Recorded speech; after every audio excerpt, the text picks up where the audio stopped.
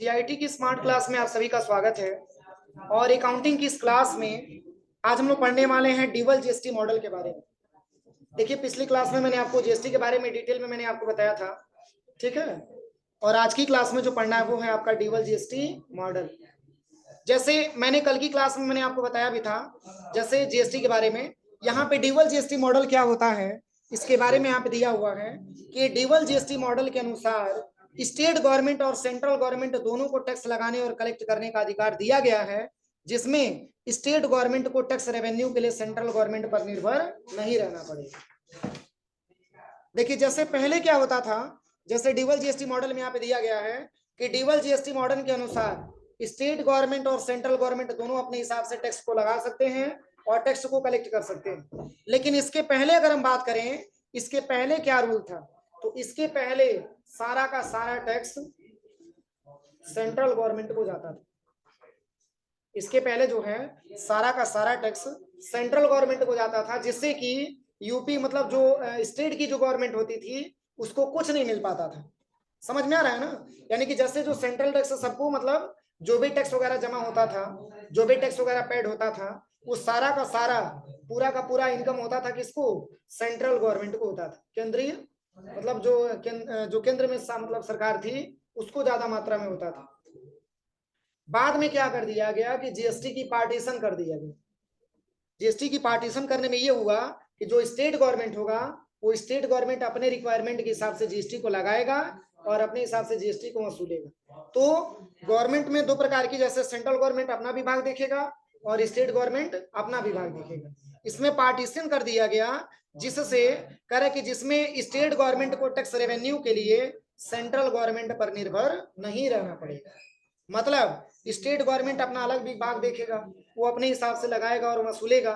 Same इसी तरीके से सेंट्रल विभाग भी अपना अलग अपना जो है पूरा का पूरा व्यवस्था देखेगा, वो जीएसटी को लगाएगा और जीएसटी को वसूलेगा। तो चूंकि अलग अलग राज्य के जो स्टेट में, जैसे अलग अलग स्टेट के जो भी मतलब मुख्यमंत्री लोग होंगे, चाहे जो भी स्टेट के मतलब होंगे लोग, वो क्या करेंगे, अपने हिसाब से टैक्स को लगाएंगे और अब से अपने हिसाब से वो टैक्स को वसूलेंगे। इसके लिए उनको जो है सेंट्रल गवर्नमेंट पे कोई लेना देना नहीं होगा, वो अपना डिपार्टमेंट अपना खुद संभालेंगे। अब कै रुपया उनको जीएसटी लगाना है, कै परसेंट जीएसटी उनको लगाना है और कै परसेंट उनको जीएसटी वसूल करना है, ये डिपेंडेड है किस पे? सेंट्रल वाले को सेंट्रल वाले के पास और स्टेट वाले को स्टेट वाले के पास। अब चलिए, मैंने बताया था सप्लाई के बारे में, और सप्लाई को देखिए, सप्लाई को जीएसटी के लैंग्वेज में सेल के नाम, अगर जो सेल होता है उसको हम जीएसटी में सप्लाई के नाम से जानते हैं। जो भी हम किसी गुड्स या सर्विस को सेल करते हैं उसको हम जीएसटी के लैंग्वेज में सप्लाई के नाम से जानते हैं। चूंकि जीएसटी की टॉपिक चल रहा है और यहाँ पे लिखा भी है कि जीएसटी में सप्लाई शब्द का प्रयोग बहुत व्यापक है। क्या है? बहुत व्यापक है। और सप्लाई को दो तरीकों से समझा जा सकता है। मतलब ये सप्लाई आपके दो भागों में बढ़ जाती है। एक होता है आपका सप्लाई ऑफ गुड्स और एक होता है सप्लाई ऑफ सर्विस। अगर हम किसी गुड्स को जीएसटी में सेल करते हैं तो उसको हम जानते हैं सप्लाई ऑफ गुड्स के नाम से, सप्लाई ऑफ गुड्स के नाम से। और यदि जीएसटी में अगर हम कोई सर्विस सप्लाई करते हैं तो उसको जाना जाता है किस नाम से? सप्लाई ऑफ सर्विसेज के नाम से जाना जाता है। और कह रहा है कि जब हम किसी गुड्स को सेल करेंगे तो सप्लाई ऑफ गुड्स कहा जाएगा, और हम अगर सर्विसेज को प्रोवाइड करेंगे तो यह हमारे लिए सप्लाई ऑफ सर्विसेज कहा जाएगा। और अगला आता है टाइप्स ऑफ सप्लाई। अब सप्लाई भी कितने प्रकार के? दो प्रकार के। अब कहाँ कहाँ आप कौन सी सप्लाई करेंगे? लोकल सप्लाई को क्या बोलेंगे, इंटर स्टेट सप्लाई को क्या बोलेंगे? इसमें भी होगा ना कि अपने राज्य के अंदर की अपने राज्य के बाहर। तो जैसे यहाँ पे एक ऑप्शन आता है इंट्रा स्टेट सप्लाई, जिसको हम लोकल सप्लाई के नाम से जानते हैं। और एक चीज समझिए, जब भी लोकल सप्लाई के बारे में बात किया जाए तो आप ये समझिएगा कि ऐसी सप्लाई है जो अपने स्टेट के ही अंदर हो रही है, अपने स्टेट के अंदर हो रही है वो सप्लाई। और यहाँ पे लिखा भी है कि यदि हम गुड्स या सर्विस को ही अपने स्टेट में ही सेल करें तो यह सप्लाई हमारे लिए इंट्रा स्टेट सप्लाई या लोकल सप्लाई के नाम से जाना जाता है। सपोज यदि हमारा बिजनेस यूपी में रजिस्टर्ड है और हम यूपी के ही भीतर किसी अन्य बिजनेस को गुड्स या सर्विस सप्लाई करें तो यह सप्लाई हमारे लिए इंट्रा स्टेट या लोकल सप्लाई या इंट्रा स्टेट ट्रांजेक्शन या लोकल ट्रांजेक्शन भी कहा जा सकता है। समझ में आ रहा है ना? यानी कि आपसे जब भी पूछा जाए कि इंट्रा स्टेट सप्लाई क्या होता है, तो आप इसमें बता सकते हैं कि यह ऐसी सप्लाई होती है जो अपने स्टेट के अंदर होता है। अपने स्टेट के अंदर हम इस सप्लाई को करते हैं, और यहाँ पे लिखा भी है कि इसे लोकल सप्लाई या इंट्रा स्टेट सप्लाई या इंट्रा स्टेट ट्रांजेक्शन या लोकल ट्रांजेक्शन के नाम से भी जाना जाता है। अब चूंकि लोकल क्यों बोला जा रहा है, तो चूंकि ये ऐसा सप्लाई हो रहा है जो अपने स्टेट के अंदर हो रहा है, इसलिए हम इसको लोकल बोल सकते हैं। एक प्रकार की ये लोकल हमारे सप्लाई होते हैं। अगला आता है आपका इंटर स्टेट सप्लाई। अब ये क्या होता है, तो लिखा भी है कि यदि हम गुड्स या सर्विस को अपने स्टेट के बाहर सेल करें तो यह सप्लाई हमारे लिए इंटर स्टेट सप्लाई कहलाती है। जैसे कि एग्जांपल मैं आपको बताऊं, जैसे कि मान के चलिए दो बिजनेसमैन हैं, एक है बिजनेसमैन जिनका नाम है आरके, और एक आपका नाम है, जैसे मान के चलिए एक आपके बिजनेसमैन है जिनका नाम है पीके। एक आरके ट्रेडर्स हो गए, दूसरा आपका पीके ट्रेडर्स हो गए, ध्यान से समझिएगा। और ये आरके ट्रेडर्स रहने वाले हैं पडरौना के। कहाँ के रहने वाले हैं? पडरौना के रहने वाले।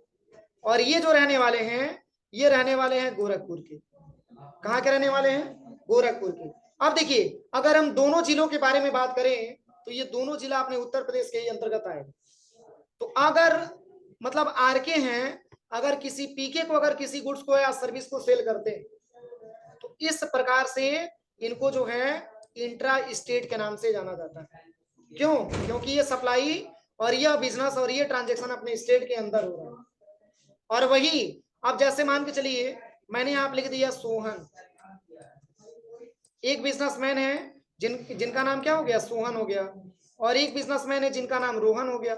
अब दोनों अलग अलग स्टेट के रहने वाले, ये रहने वाले मान के चलिए कि बिहार के। इनका बिजनेस कहाँ पे है? इनका बिजनेस बिहार में है, और इनका बिजनेस मान के चलिए कि यूपी में। अब देखिए, यूपी भी एक अलग स्टेट हो गया आपका, और बिहार भी अलग स्टेट हो गया। अगर ये सोहन अगर रोहन को किसी गुड्स या सर्विस को सप्लाई करते हैं तो इसमें जो जीएसटी लगेगा उसको हम बोल सकते हैं इंटर स्टेट जीएसटी, जिसको हम आईजीएसटी के नाम से जानते हैं। और इस प्रकार के ट्रांजेक्शन को हम इंटर स्टेट ट्रांजेक्शन भी बोल सकते हैं। क्यों बोल सकते हैं? क्योंकि अपने स्टेट से बाहर किसी दूसरे स्टेट में इनको सेल किया जा रहा है। दोनों में अंतर समझ में आ रहा है ना? अगर सेल अपने स्टेट के अंदर होता है तो उसको हम लोकल सेल के नाम से जानते हैं। अगर ये सेल हमारा स्टेट के बाहर होता है तो उसको हम जो है इंटर स्टेट सेल के नाम से जानते हैं, और इसको हम इंटर स्टेट ट्रांजेक्शन के नाम से भी जान सकते हैं। दोनों में अंतर समझ में आ रहा है ना? मतलब एक व्यापारी जो है अगर आपका यूपी का रहने वाला है तो दूसरा व्यापारी आपका बिहार का रहने वाला है। या ऐसे भी तो हो सकता है कि ये बिहार वाला जो है, जो बिहार वाला बिजनेसमैन है, ये यूपी वाले बिजनेसमैन को भी सेल कर सकता है। तो इधर भी अगर हम बात करें तो इसमें भी आईजीएसटी का ही प्रयोग होगा। आप इतना समझिए कि अगर स्टेट अगर हम बदल करके कोई बिजनेस व्यापार करते हैं तो उस केस में हमारा आईजीएसटी चार्ज होता है, न कि लोकल जीएसटी चार्ज होता है। ठीक है, अब चलिए लिखा भी है यहाँ पे, कह रहा कि यहाँ पे बताया भी जा रहा है कि यदि हम गुड्स या सर्विस को अपने स्टेट के बाहर सेल करें तो यह सप्लाई हमारे लिए इंटर स्टेट सप्लाई कहलाती है। सपोज हमारा बिजनेस यूपी में रजिस्टर्ड है और यूपी के बाहर किसी अन्य राज्य जैसे कि आपका बिहार हो गया में गुड्स या सर्विस सप्लाई करते हैं तो यह सप्लाई लिए हमारे लिए इंटर स्टेट सप्लाई या इंटर स्टेट ट्रांजेक्शन कहलाती है। अब ये मत समझिएगा कि केवल बिहार के लिए मान्य हो रहा है, नहीं। अब यूपी के बाहर जितने भी राज्य आते होंगे, समझ में आ रहा है ना? यूपी के बाहर जितने भी राज्य आते होंगे उस पूरे राज्य में अगर हम अपने स्टेट से गुड्स या सेल सर्विस को सप्लाई या सेल करते हैं तो ऐसे ट्रांजेक्शन में आईजीएसटी ही चार्ज होता है, जिसको इंटर स्टेट के नाम से हम जानते हैं। इंटर मतलब अपने स्टेट के बाहर और इंट्रा स्टेट का मतलब अपने स्टेट के अंदर। अब चलिए, अब इसके बाद से एक और क्वेश्चन आपके सामने आता है, इनवार्ड सप्लाई क्या होता है? देखिए यहाँ पे एक शब्द आता है, अगला जो शब्द दिया है ये है आपका इनवार्ड सप्लाई, और एक आपका दिया है आउटवार्ड सप्लाई। अब इन दोनों में क्या अंतर है? तो देखिए, कह रहा है कि जीएसटी में हम जो कुछ भी परचेज करते हैं, परचेज का मतलब खरीदते हैं, कह रहा है कि जीएसटी के अंतर्गत हम जो कुछ भी परचेज करते हैं वो हमारे लिए इनवार्ड सप्लाई होने पर हमें आईटीसी यानी कि इनपुट टैक्स क्रेडिट प्राप्त होती है। क्या होती है? प्राप्त होती है। अब आईटीसी के बारे में यहाँ पे डिटेल में लिखा हुआ है, देखिए अभी इसके बारे में हम एक्सप्लेन करके आपको बता रहे हैं। आप इतना समझिए कि जीएसटी के अंतर्गत आप कुछ भी परचेज करते हैं तो हमारी कह रहा है कि इनवार्ड सप्लाई होने पर हमें आईटीसी प्राप्त होती है, और आईटीसी का पूरा नाम होता है इनपुट टैक्स क्रेडिट। ये ऐसे क्वेश्चन आ सकता है कि हमको जो है आईटीसी कब प्राप्त होती है, तो आप ये बता सकते हैं कि जीएसटी में जो कुछ भी हम परचेज करेंगे वो हमारे लिए आईटीसी मतलब इनवर्ट सप्लाई होने पर हमें आईटीसी प्राप्त होती है। परचेज पर आईटीसी प्राप्त होती है, इतना समझिए, परचेज पर आईटीसी प्राप्त होती है। अब देखिए आउटवर्ड सप्लाई क्या हो रहा है, तो कह रहा है कि जीएसटी में जो कुछ भी हम सेल करते हैं, क्या करते हैं, सेल करते हैं, तो आउटवर्ड सप्लाई कहलाती है, और आउटवर्ड सप्लाई होने पर टैक्स लायबिलिटी बढ़ जाती है, टैक्स लायबिलिटी बढ़ जाती है। अब दोनों में डिफरेंस क्या है वो नीचे के टॉपिक में दिया हुआ है, अभी हम एक्सप्लेन करके आपको बता रहे हैं। पहले आप इतना समझिएगा कि इनवर्ट सप्लाई के बारे में हम बात करें तो इनवर्ट सप्लाई का ये कहता है कि जीएसटी में जो कुछ भी हम खरीदेंगे उस समय हमको आईटीसी प्राप्त होती है, और उसके बाद अगर जीएसटी में हम किसी गुड्स या सर्विस को सेल करते हैं मतलब कि बेचते हैं तो हमारी टैक्स लायबिलिटी क्या हो जाती है, बढ़ जाती है, टैक्स लायबिलिटी बढ़ जाती है। अब क्वेश्चन ये बनता है कि सर टैक्स लायबिलिटी क्या होता है, अब क्वेश्चन ये बनता है कि सर आईटीसी क्या होता है। तो देखिए यहाँ पे टैक्स लायबिलिटी के बारे में दिया हुआ है, कह रहा है कि जब हम किसी गुड्स या सर्विस को सप्लाई यानी कि सेल्स करते हैं तो हम गुड्स की कीमत के साथ ही साथ कुछ टैक्स अमाउंट या जीएसटी भी कलेक्ट करते हैं। कब, जब सेल करते हैं तब। यहाँ पे बताया जा रहा है कि जब हम किसी गुड्स या सर्विस को यानी कि जब सेल करते हैं तो हम गुड्स की कीमत के साथ ही साथ कुछ टैक्स अमाउंट या जीएसटी भी कलेक्ट करते हैं। तो कह रहा है कि गुड्स को सेल करते समय हम जितना जीएसटी कलेक्ट करते हैं वही हमारे लिए टैक्स लायबिलिटी कहलाता है। क्या कहलाता है, टैक्स लायबिलिटी कहलाता है। जैसे एक छोटा सा मैं एग्जांपल आपको बताऊं, जैसे कि किसी प्रोडक्ट को आपने सेल किया, किसी प्रोडक्ट को आपने सेल किया जिसकी कीमत 100 रुपया है, क्या रुपया है, 100 रुपया है। अब इस पे भी 12% आपको जीएसटी भी पेमेंट करना है, 12% आपको जीएसटी भी लेना है, किससे, कस्टमर से। क्योंकि जब आप सेल करेंगे तो कोई परचेज करने वाला व्यक्ति होगा, कोई कस्टमर आपके सामने होगा, तो अगर आप उसको सेल करते हैं तो ये पूछेगा कि भैया ये प्रोडक्ट कितने रुपए का है, तो आप बता सकते हैं ये प्रोडक्ट आपका 100 रुपए का पड़ेगा, जिसमें अलग से आपको 12 रुपया टैक्स भी देना पड़ेगा। तो टोटल मूल्य हमारा कितना हो गया, 112 रुपया हो गया ना, 112 रुपया टोटल हो गया। तो 112 रुपया हम उस प्रोडक्ट का मूल्य नहीं बता सकते, उसमें हम बता सकते हैं कि उस प्रोडक्ट में 12 रुपया आपका जीएसटी भी जुड़ा हुआ, 12 रुपया जीएसटी भी जुड़ा हुआ। यहाँ पे लिखा भी एक एग्जांपल, कह रहा है कि कह रहा है कि जब हम किसी गुड्स या सर्विस को सप्लाई यानी कि सेल करते हैं तो हम गुड्स की कीमत के साथ ही साथ कुछ टैक्स अमाउंट जीएसटी भी कलेक्ट करते हैं, और गुड्स को सेल करते समय हम जितना जीएसटी कलेक्ट करते हैं वही हमारे लिए टैक्स लायबिलिटी कहलाता है। तो इस अमाउंट में टैक्स लायबिलिटी हमारा क्या होगा, 12 रुपया हमारा टैक्स लायबिलिटी हो जाएगी, क्योंकि वही पैसा तो हम टैक्स के रूप में कलेक्ट कर रहे हैं। तो सेल करते समय यही 12 रुपया आपका क्या हो जाता है, टैक्स लायबिलिटी हो जाता है। पर ये कब प्राप्त होता है, तो जब आप सेल करते हैं तब वही टैक्स लायबिलिटी आपका 12 रुपया बढ़ जाता है आपके बिजनेस में।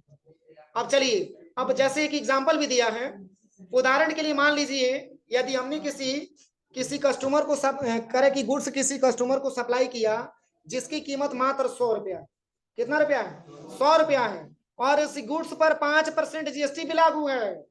मतलब गुड्स की कीमत के साथ साथ उस कस्टमर को 5 रुपया और बेचारे को देना है जीएसटी के तौर पे, यानी कि वो 5% और भी वो देने का काम कर रहा है।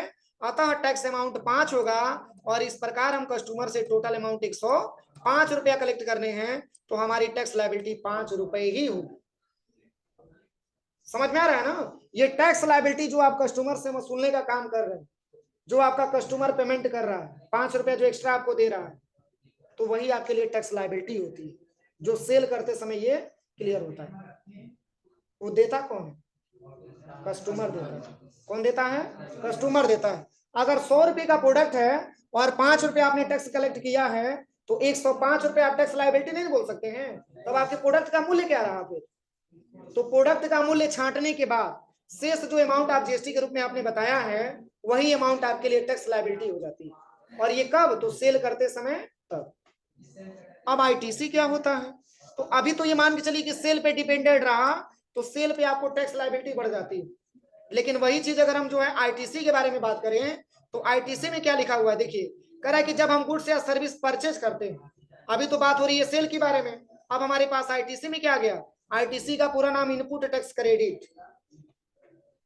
कह रहा है कि जब हम किसी गुड्स या सर्विस को परचेज करते हैं, परचेज का मतलब खरीदते हैं, तो गुड्स की कीमत के साथ कुछ गुड्स अपने सप्लायर से, लिखा हुआ है यहाँ पे, गुड्स की कीमत के साथ कुछ अमाउंट भी पे करते हैं, और यही टैक्स अमाउंट हमारे लिए आईटीसी कहलाती है। जैसे एक बिजनेसमैन हो गए जिनका नाम मैंने टाइप कर दिया राजन, मैंने क्या लिख दिया, राजन, और एक बिजनेसमैन का नाम मैंने यहाँ पे टाइप कर दिया नीरज। ध्यान से समझिएगा, एक आपके हो गए नीरज और एक आपके हो गए राजन, ये दोनों व्यक्तियों को बारे में समझना है। अब ये जैसे मान के चलिए आपके ये बिजनेसमैन है, और ये मान के चलिए आपके क्या है, कस्टमर। दोनों में अंतर समझिएगा,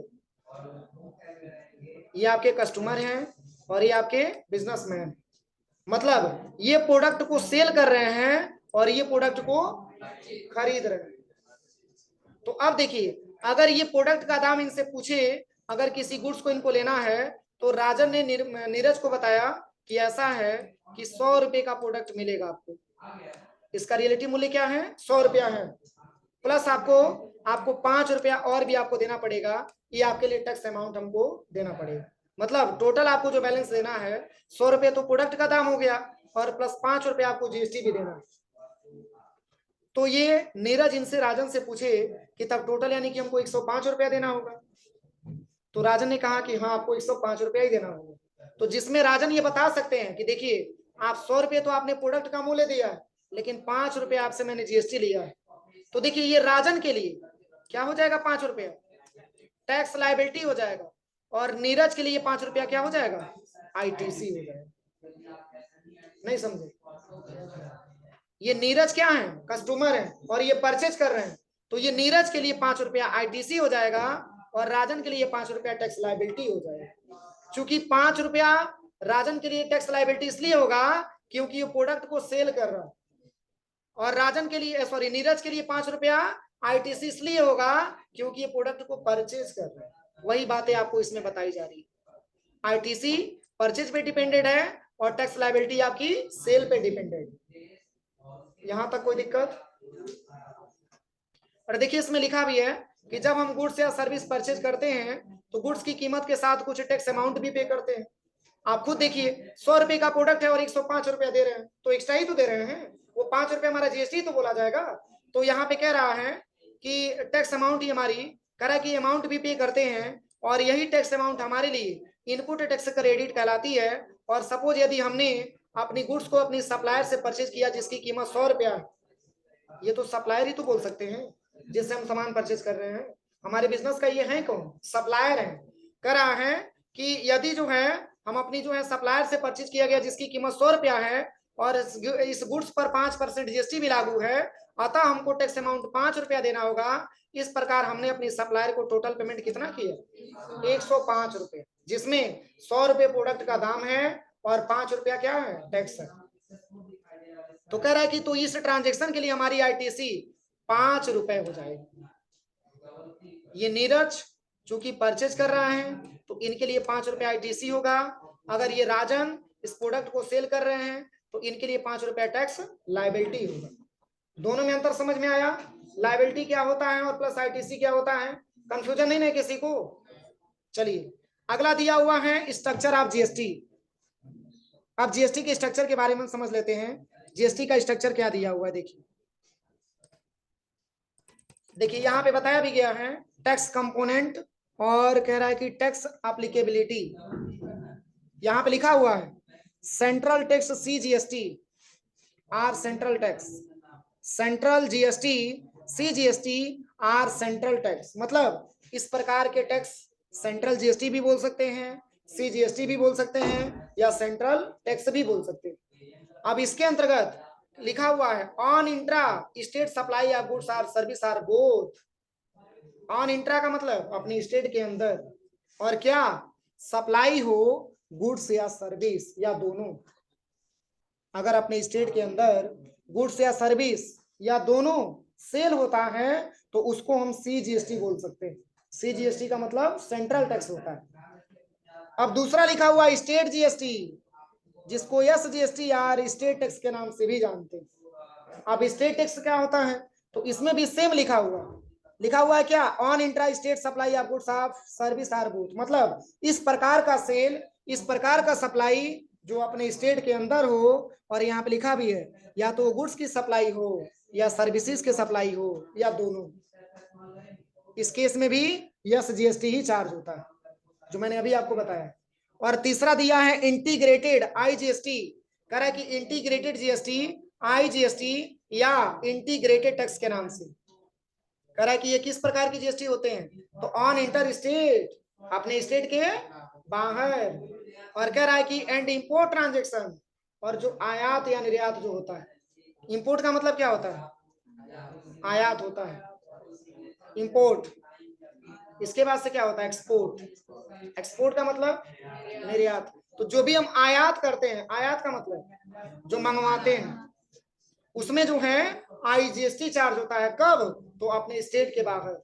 आप देखिए बहुत सारे ऐसे सामग्री हैं और बहुत सारे ऐसे गुड्स हैं जो अपने स्टेट में नहीं होता है तो किसी अन्य स्टेट से मंगवाया जाता है, तो उस पर IGST ही चार्ज होता है। बड़ी समय से आ गए मिस्टर, अरे बाप रे बाप, एरोप्लेन से आए हो, हाँ ठीक।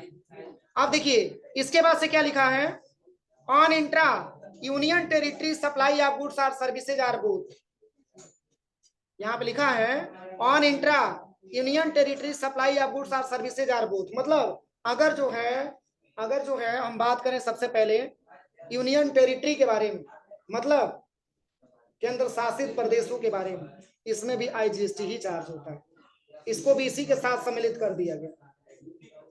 समझ में आ रहा है ना, UTGST का मतलब क्या होता है, यूनियन टेरिटरी मतलब क्या होता है, केंद्र शासित प्रदेशों में जो सप्लाई होता है, जो सेल होता है, इसको भी IGST में ही रखा जाता है, इसमें भी IGST ही चार्ज होता है। आप कोई कंफ्यूजन किसी को, तो यहाँ तक आप घर से पढ़ के आइएगा, ठीक है, इसके बाद हम लोग कल पढ़ा जाएगा।